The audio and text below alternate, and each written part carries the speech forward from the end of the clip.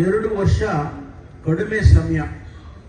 ಆ ಸಮಯದಲ್ಲಿ ರಾಜ್ಯದಲ್ಲಿ ಅಭಿವೃದ್ಧಿ ಆಗಬೇಕು, ರಾಜ್ಯದಲ್ಲಿ ಎಲ್ಲರಿಗೂ ಕೂಡ ಸಮಾನತೆ ಸಿಗಬೇಕು, ಸಾಮಾಜಿಕ ನ್ಯಾಯ ಸಿಗಬೇಕು ಅಂತಕ್ಕಂಥದ್ದು ನಮ್ಮೆಲ್ಲರಿಗೂ ಇರ್ತಕ್ಕಂಥ ಮುಂದಿನ ಚಿಂತನೆ. ಆ ಚಿಂತನೆಯಲ್ಲಿ, ಆ ಆಲೋಚನೆಯಲ್ಲಿ ಇವತ್ತು ಆಡಳಿತ ಮಾಡಬೇಕು. ನನಗೆ ವಿಶ್ವಾಸ ಇದೆ, ಮಾನ್ಯ ಶಿವಕುಮಾರ್ ಅವರು ಆ ಆಡಳಿತವನ್ನು ಕೊಡ್ತಾರೆ.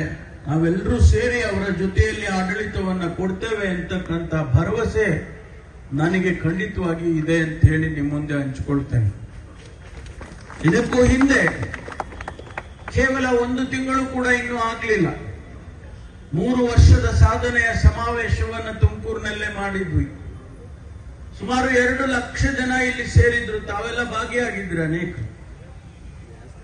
ರಾಜ್ಯದಲ್ಲಿ ಜನತೆಗೆ ನಾವು ಮಾಡಬೇಕಾದದ್ದು, ರಾಜ್ಯಕ್ಕೆ ಮಾಡಬೇಕಾದಿದ್ದ ಕೆಲಸ 3 ವರ್ಷದಲ್ಲಿ ಏನೆಲ್ಲ ಮಾಡಿದ್ದೇವೆ ಅಂತ ಹೇಳಿ ಒಂದು ಚಿತ್ರವನ್ನ ಅವತ್ತಿನ ದಿವಸ ಮುಖ್ಯಮಂತ್ರಿಗಳು ಸಿದ್ದರಾಮಯ್ಯನವರು ಇಟ್ಟರು.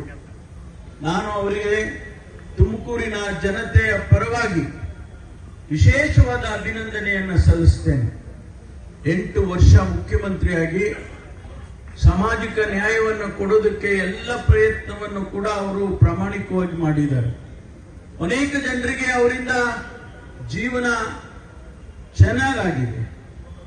ಇಡೀ ರಾಜ್ಯದಲ್ಲಿ ಅನ್ನಭಾಗ್ಯ ಕೊಟ್ಟು ಯಾರಿಗೂ ಹಸುವಿರಬಾರದು ಅಂತ ಹೇಳಿ ಅನ್ನಭಾಗ್ಯ ಕೊಟ್ಟಂತ ಮಹಾಪುರುಷ.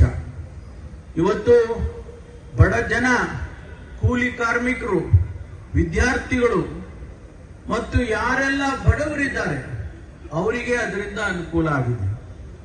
ತಾಯಂದಿರಿಗೆ, ಹಳ್ಳಿಗಾಡಿನಲ್ಲಿರ್ತಕ್ಕಂಥ ತಾಯಂದಿರು ವಿಶೇಷವಾಗಿ, ಪೇಟೆನಲ್ಲಿರೋರಿಗೆ ಅದರದ್ದು ಲೆಕ್ಕ ಬರೋದಿಲ್ಲ.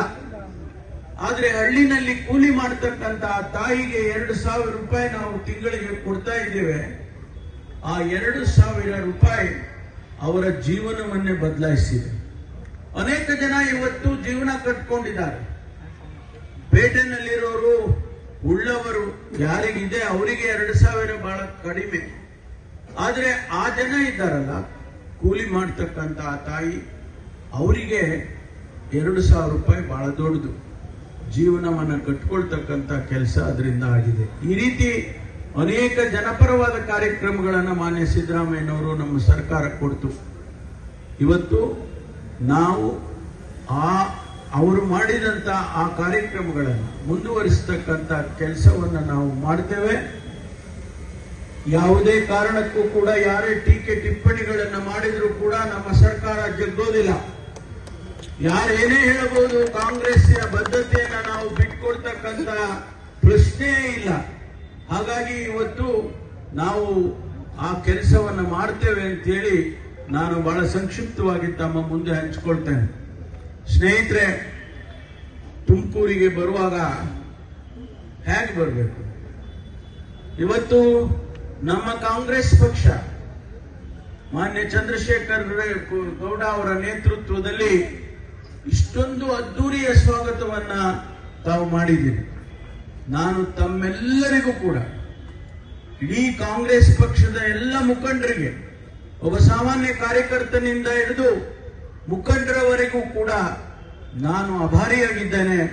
ತಮಗೆ ನಾನು ಕೃತಜ್ಞನಾಗಿದ್ದೇನೆ ಅಂತ ಹೇಳಿ ನಾನು ಈ ಸಂದರ್ಭದಲ್ಲಿ ಹೇಳ್ತೇನೆ. ವಿಶೇಷವಾಗಿ ನಮ್ಮ KN ರಾಜಣ್ಣನವರು, ಮುದ್ದನ್ಮೇಗೌಡರು, ವೆಂಕಟೇಶ್ ಅವರು, ಕಿರಣ್ ಕುಮಾರ್ ಅವರು, ನಿಕೇತ್ ಮೌರ್ಯ ಅವರು, ಮತ್ತು ಬಹಳ ಕಡಿಮೆ ಸಮಯ, ಮೊನ್ನೆ ತಾನೇ ಹೇಳಿದೆ ನಾನು, ನಾಳೆ ಬರ್ತೀನಪ್ಪ ಊರಿಗೆ ಅಂತೇಳಿ.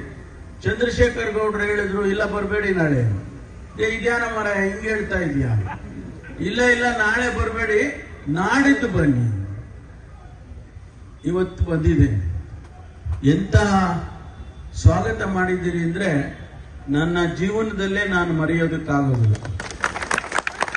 ನಿಮ್ಮ ಅಭಿಮಾನ, ನಿಮ್ಮ ಪ್ರೀತಿ, ನಿಮ್ಮ ವಿಶ್ವಾಸ, ನೀವಿಟ್ಟಿರ್ತಕ್ಕಂಥ ಆ ಪ್ರೀತಿಯನ್ನ ನಾನು ಯಾವತ್ತೂ ಕೂಡ ಮರೆಯೋದಕ್ಕೆ ಸಾಧ್ಯ ಆಗಲ್ಲ.